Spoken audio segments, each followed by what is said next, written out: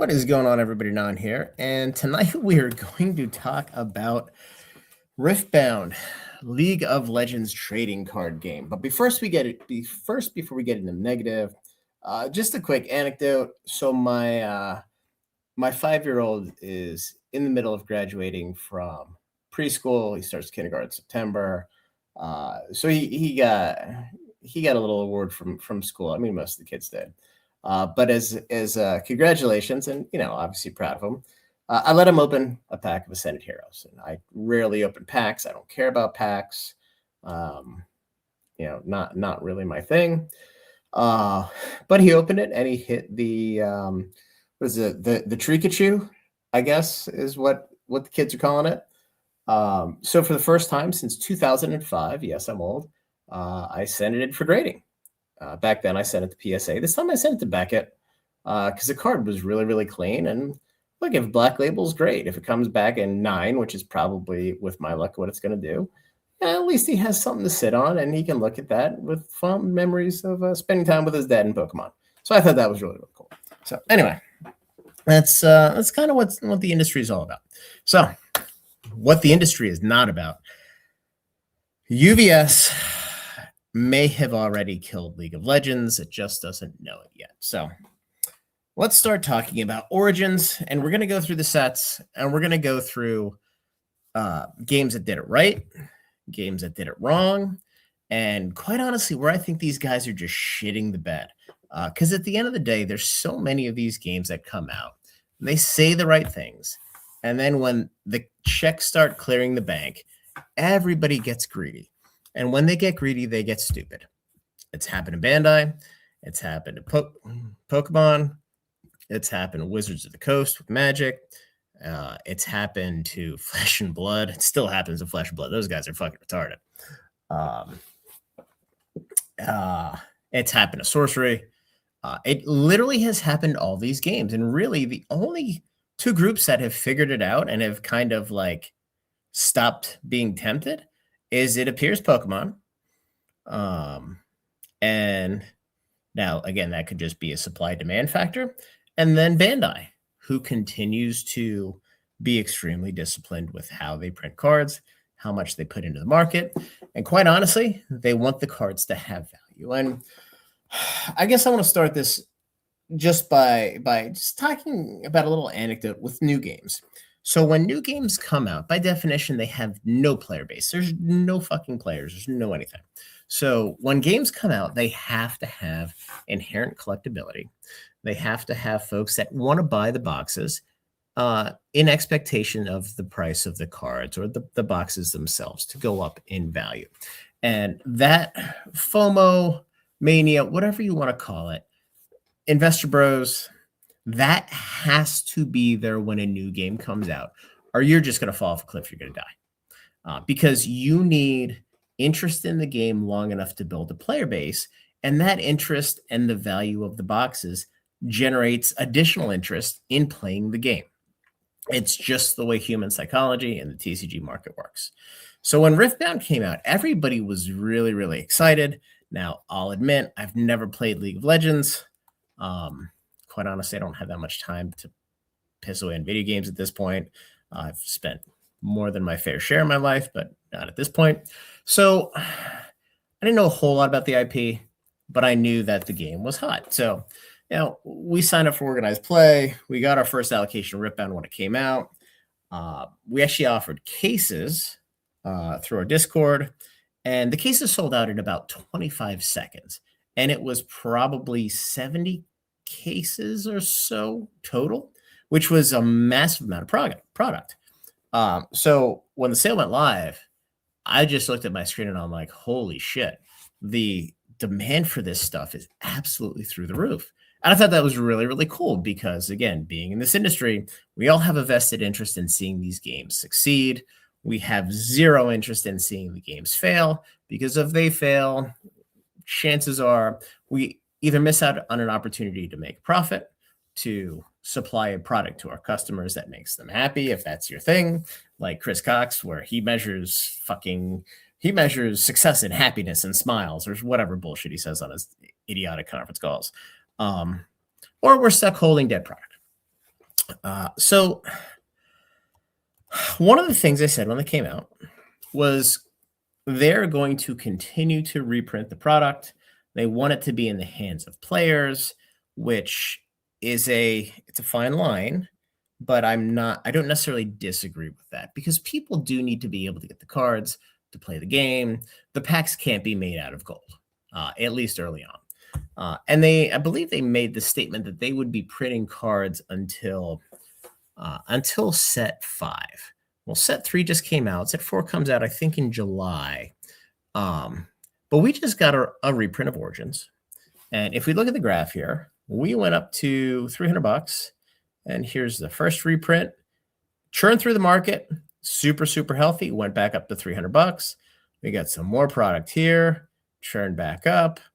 And then we just got the recent reprint that quite honestly wasn't even that large. And this is kind of where the alarm bells start going off. First of which is there have been 7,500 boxes sold on TCG Player, which is an exorbitant amount of product, especially for a new game. This really rivals OP13 with how many boxes sold on Bandai, and OP13 is their 3rd anniversary set. This is their first set. So they have printed a metric shit ton of this product. And again, a lot of it's sold on TCG Player, probably an outsized percentage of what the total market is on this as compared to other things, just because it is a little bit more speculative, and folks tend to sell speculative stuff on TCG Player where they can sell it relatively quickly. But they continue to reprint the product, and this last one hurt, and it hurt pretty substantially. So in the last month, it sold, looks like it sold a healthy amount. So it sold 1,000 boxes, which is good. But I mean, we're down to 20 boxes a day. And I mean, there's 256 boxes on the market still. And had to check some real quick. And there's a lot of supply sloshing around out there. So what these guys did is initially they had PhD, GTS Southern, and ACD for distribution. They added Asmodee, I believe, later. I could be wrong about that. And then they definitely added Universal / Alliance after the fact. So they continued to add distributors. They continue to push product into the market. And quite honestly, UVS does not have a track record of successful games. They have their Universes game, which quite honestly, I would never touch. I've looked at the performance of it. It's not great. So quite honestly, this is a good IP, an excellent IP, whatever you want to call it, with a lot of demand that's in the hands of a group that probably has no business managing it. And then we continue to get these reprints because UVS likes money, right? I'm sure Riot Games likes money. Now, I have no idea who's pulling the strings. I've seen multiple podcasts where the two groups kind of contradict each other. The things seem to change. Initially, I thought Riot was developing the game. They were managing the print runs, and UVS was just running distribution. It seems like it might not be that cut and dry, which is a little concerning. But in addition to having all this product, we have all these garbage fucking Chinese boxes and Korean boxes and all this garbage in the market. And then Riot Games decided that they were going to allow Chinese cards to be used with English cards in order to try to keep the cost of cards down. And it just created all this absolute fucking confusion. And now we have this garbage on TCG Player, where, I mean, you have the first 12 listings that are just shit that nobody really cares about. And then we have certain distributors pushing this because, they can't get the product direct from UVS. So they get the Chinese cards from China, and then they're selling them into the market. And what we end up with is a box that should quite honestly be north of $300 at this point, because, I mean, the game's getting close to a year old at this point, sitting at $185. And the most concerning part about this is I found out late yesterday that apparently there's another wave of reprint coming, and it is a sizable wave of reprint. It's apparently on the water. The purchase orders are completed. So if there's another 40,000, 50,000 boxes of this going to hit the US market, this game is fucking smoked, because a lot of folks talk about, well, we need to get this game to MSRP. We need to get the boxes to MSRP. I got news for you. The boxes are already below MSRP. And these Origins boxes, you get these down sub 150, everybody and their brother is going to fire sale these, and the game is going to be Star Wars 2.0. And these idiots at UVS don't understand it. And when I say the damage is already done, those boxes are already printed and on the water. Now, I'm guessing there's probably boxes of Spirit Forge behind it, boxes of Unleash behind it, and all of that garbage people are just going to turn sour on so fast, because that is not a healthy graph. This is okay. This is fine. They probably should have stopped here, and then things go up over time. Having a $300 box for your first set, 6 months post-release or a year post-release, is not a bad thing. I know a lot of these companies, they listen to the fucking Game Piece Army and the whiners. Flesh and Blood are the worst at it, because Flesh and Blood players are the cheapest fucking people on the planet. Like if a card costs them $1, it's repulsive, quite honestly, how bad the player base is there when it comes to actually spending money on product, which again is why the game's dying, because no stores are going to carry it. But this should be the keynote product, #1 alpha box that should be sitting at $300 now, because it's a banger IP. The cards are nice. People like the gameplay. They like the set, and they're just printing too fucking much of it. So let's go to set #2. And I actually did you guys the honor already of removing the 75 listings of garbage foreign cards, which again, they're just muddying the waters with this garbage, and they're printing shit after shit after shit. And people are starting to get tired of it. And we can see it with the pricing. So Spirit Forge, we just got another little reprint. And the problem with Spirit Forge is Universal didn't get in on time for the release of Spirit Forge, so they brought product into the market after the fact. And I know that there was a little bit of product that I think got pushed out by PhD. Now, a lot of the reprints are only going to the organized play stores, but organized play stores can only take so much product. And the reason why the Origins boxes are so high is because of speculation. It's not because the players are ripping the shit. Now, granted, the expected value of these boxes, and I didn't confirm this, but I had somebody in Discord who mentioned this, that I do believe the EV of the Origins boxes are like $300. Spirit Forge $150. Unleashed, I think, is still $190, but that's relatively new. So as long as the expected value of the cards are high, that's a good thing. But you can't dump so much freaking product on the market that nobody wants to touch the product anymore. The players are going to buy singles, and this motherfucker is going to be Flesh and Blood before you know it. And without the nice shiny object that everybody wants because they think it's going to go up, people are going to just toss it to the side, and not give a shit. Now this is set #2, Spirit Forged. This is what you call a very unhealthy chart. Now, this part is the normal TCG life cycle, but you don't normally see 5,300 boxes sold and still 445 on the market. There's too much product out there.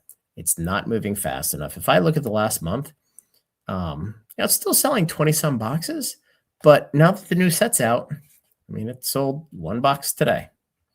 Or I should say 1 box yesterday. Yeah, right here. It's going to start falling off a cliff, because as you get closer to MSRP, you're going to go from 140 right to 110. And once you go to 110, everybody holding this stuff back, hoping it was going to perform like Origins, they're going to start dumping it, and the game and this set, it's going to be dead money for a long, long fucking time until these guys get their shit together.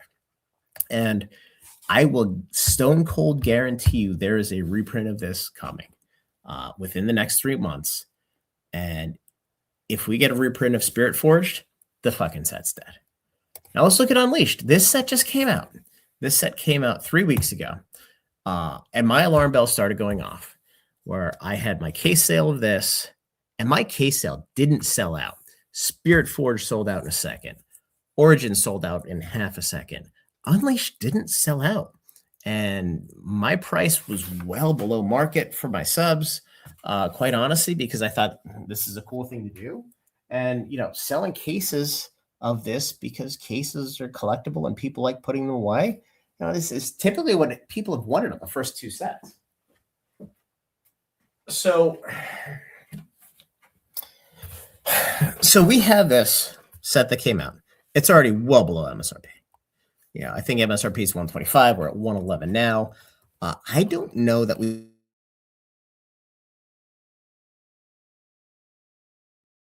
But again, we have 4,000 boxes sold, which is healthy.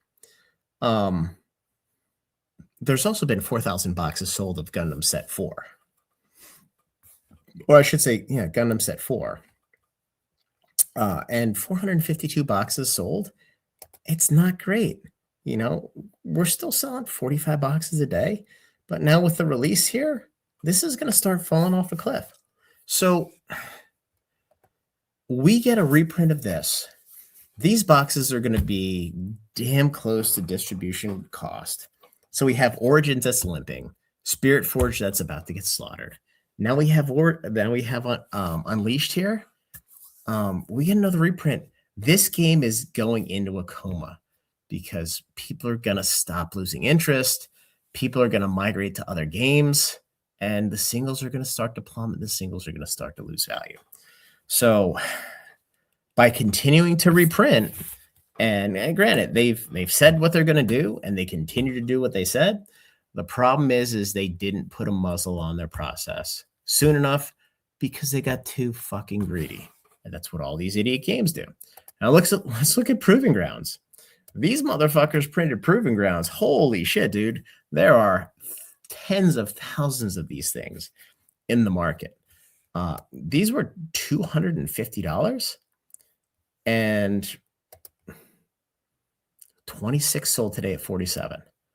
I mean, it is going to take months to work through this supply, and it's dead. And then, we have all this we have Chinese Proving Grounds too. Great. Just what we need, more Chinese garbage. These are sitting here at $50. Now, granted, none of these products are underwater, but they are at the inflection point where if we get another sizable amount of product of Origins in a month, everybody's going to lose confidence in UVS. And their idiot president who's on Twitter that continues to say stupid shit, he's gone. Because quite honestly, I think these guys are just listening to the Game Piece Army idiots. And they want to print it so the cards are cheap and the cards are zero. And they don't understand that the only thing holding this game together at this point, because it hasn't been out long enough, is the collectibility and the investment value of the boxes. And they're literally cutting off their nose to spite their face because that's the only fucking thing that matters. You keep that up, you're going to build a player base over time, but you do not need a player base. Let's look at a successful game that has a smaller player base. Gundam. Everybody shit on this product. Came out, $250. This is wave 1. We got wave 2, and it just kind of languished for the longest time. $150 a box. Did not perform nearly as well as Spirit Forge or as Origins. And it just sat out there. And Bandai said, you know what? We printed what we're going to print. We're not printing anymore. We're just going to let the game stand on its own. Now we're a year in. Notice this. There's only 5,700 boxes that have sold on TCG Player. We go back here to Origins. There's 7,500 and more coming to market. So you can see the critical mistake that UVS has done. And now we have 62 boxes left in the market, $399. Now, not only here, if we look at the singles are going through the roof. I saw yesterday, let's just go high to low. Yesterday, this Gundam LR++, I think there's one every 2 cases in a PSA 10 sold for $7,000. $7,000. There's nothing close to that in Origins because there's too fucking much of it out there. So this is, again, this is a perfect game that nobody paid attention to until they did. And now it's too late. You know, last year, this is up 136%. Let's look at Origins in the last year. It's up 21% for now, but it also started at $140 because nobody knew what it was going to do. So let's look at the worst case. I mean, yeah, this is 136% at 350. I mean, that's not what the market is. Worst case, they keep printing, and this is what's going to happen. You're going to have a set come out. Now, LSS for Flesh and Blood, they're a bunch of socialists. They set a price floor that they try to enforce by penalizing stores if they can't sell the product. Well, you have to hold it. You can't sell it below this. These are the dumbest people on the planet. That doesn't work in the US market. I mean, maybe it works in New Zealand where it's far more socialist, but that shit doesn't work here. How about you make a good fucking product and let the product sell, and then people will be happy to buy your product at the price that you want to charge, as opposed to making a flaming bag of garbage and then, you know, try to enforce some bullshit price that nobody wants to pay. So speaking of Super Slam, so Flesh and Blood had a couple sets in a row that did very, very well. They short printed them. The market started to pay attention. And then the second that it got hot, bam, they overprinted the hell out of it. Now, granted, this set wasn't the best set because they do sets based on certain classes and hero types. But this set came out, went straight down. I mean, at this point here, you know, I think distribution cost on these is $70. I know on the new set it's $70. So we came out in September, end of November. I mean, you're already at distribution price, and it's basically gone to zero. 421 depressing boxes have sold on TCG Player. 421. I've sold more My Little Pony TCG boxes in the last week than Flesh and Blood has sold of this entire fucking set on TCG Player. That's how pathetically bad the demand for this shit is. And this is because they went straight game piece army. Let's look at the cards. Let's look at the value of the cards. So you have your Fable. This is 1 in 40 cases, I think. Not 40 boxes, 40 cases. $288. So your cost of distribution per case is, guess what? About $280. Marvel hit 1 per case, 2 per case. I don't know if it's the same as legendaries, but legendaries, I think you hit 2 per case. I mean, $36. There is no value in the set. Now, some of these cards look great, but if you're paying $280 at distribution and you're getting 1 or 2 of these cards, yeah, chances are you're going to lose your ass on a case. And that's why the price of these is so horribly bad. Now, let's look at Compendium. This is their premium set. So a game piece army company decided they were going to make a premium set. And I'll wrap this up here in a second. So booster boxes. This has performed so badly that they have actually lifted some of their price controls on this set and say, oh, yeah, you know what? Just kidding. You can now sell it for $88.09, which I believe this is the lowest that they'll allow anybody to sell it to, without calling and complaining and, you know, telling them that they're going to, or threatening them that they're never going to get Flesh and Blood product again, which quite honestly would be the best fucking thing that ever happened to me. Because every time it looks like they're going to make the right decision, they snatch defeat from the jaws of victory. So $88.09, which is even more depressing because they have this little gold pack that Rudy loves to talk about. Well, here's the little gold pack.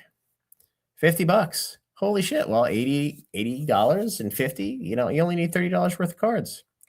They don't sell. Nobody wants them. Nobody cares. 114. So 114 I can't even talk, antiquity packs. And it sold 210 boxes. The shitty box that we just saw sold 450. The new box sold half of that. It is so pathetically bad. Now, maybe it is a little bit more because the graph doesn't quite look like it's working here. But this is what Riftbound is going to look like if they keep going down the path. And by the way, this is a successful player-based game where there's zero collectability, there's zero investability, because everything depreciates over time, because the cards in the set that are good get banned with the heroes that are good, because the heroes living legend out and they're no longer playable. And all of a sudden you have a bunch of cool cards that aren't legal to play. So these are your two options. If you ask anybody out there, 99.9% of the players are going to tell you that Flesh and Blood is more popular than Gundam. Well, the value of the boxes say otherwise. So this is all the way on the left side of the equation, just randomly picking left versus right. You have Gundam and you have Bandai that prints a certain amount, and they cut it off because they want it to be collectible, investable, and have value. On the right, you have Game Piece Army LSS, who prints the shit out of stuff. They want it to be, they want them to be affordable, and the boxes go straight down. Now, I don't know about you, but these guys got the Bandai characteristics here, where people bought it. They thought it was investable. They liked it. And then they continue to print it and be like it LSS and drop it on the market. Guys, don't be like LSS. Be like Bandai. Stop fucking printing shit. You're going to kill your game.